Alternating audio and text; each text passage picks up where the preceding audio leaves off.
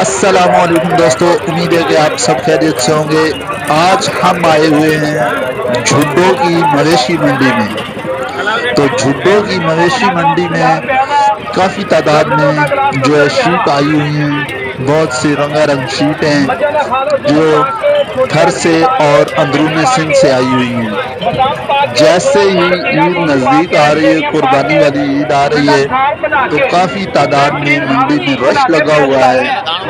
بیپاریوں کا اپنا دام ہے اور جو اپنا جانور لے کر آئے ہیں ان کا اپنا دام ہے، اور ہر کسی کا اپنا ہی ایک ماحول بنا ہوا ہے۔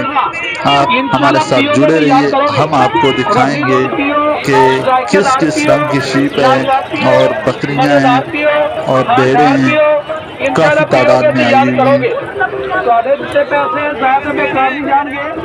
انشاءاللہ ٹھیک ہے، نظارے بھائی نظارے ملے پنجوی لگتا پیچھے نظارے ہوندے نہیں، پیلو جان بنا دو